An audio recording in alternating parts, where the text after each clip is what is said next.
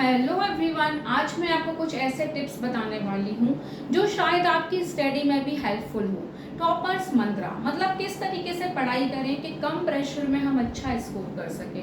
क्या होता है जब हम बोर्ड एग्जाम में होते हैं, 10th या 12th में होते हैं, तो ऑलरेडी हमारे ऊपर बहुत प्रेशर होता है बोर्ड एग्जाम का।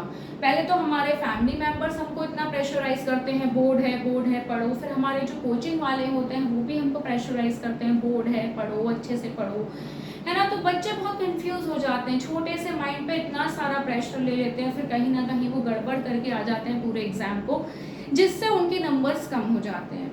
देखिए, नंबर्स लाना एक बहुत अच्छी बात है। नंबर से ज़्यादा अच्छी बात है कि आपको उस चीज़ के बारे में नॉलेज होना चाहिए।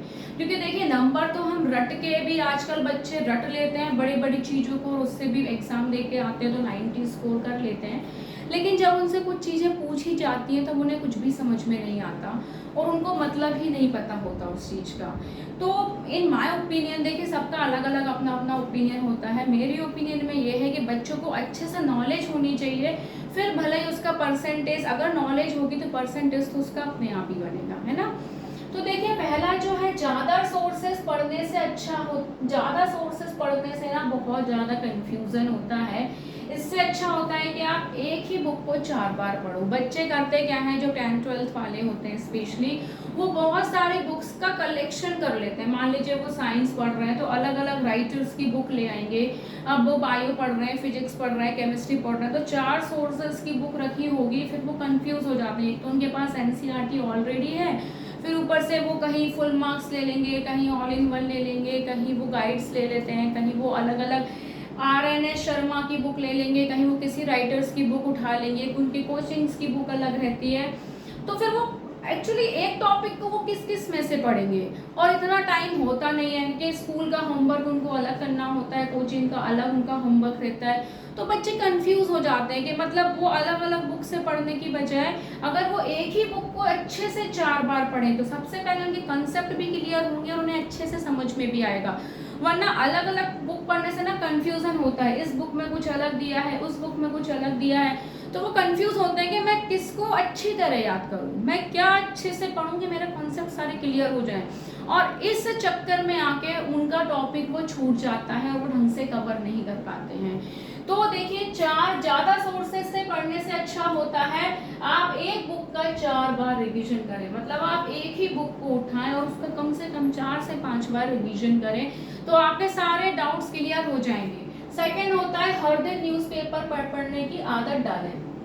हर दिन न्यूज़पेपर की, देखिए न्यूज़पेपर में कई सारी न्यूज़ ऐसी आती हैं जो हमें रोज अपने मतलब लाइफ साइकिल में पढ़ने की बहुत ज़रूरत होती है। जैसे कि हमारे करंट अफेयर्स, अगर हमारा करंट अफेयर्स वीक होगा, अगर हमें अपने देश के बारे में ही नहीं पता होगा, तो हमारी मेमोरी कैसे शार्प होगी, हमें कैसे पता चलेगा कि यहाँ क्या चल रहा है, इस देश में क्या हो रहा है, कहाँ लड़ाई चल रही है, किसने किसको मार दिया, इजराइल ने क्या किया, हमें किसी के बारे में भी, अयोध्या के बारे में भी हमें बहुत सारी बातें नहीं पता चलेंगी।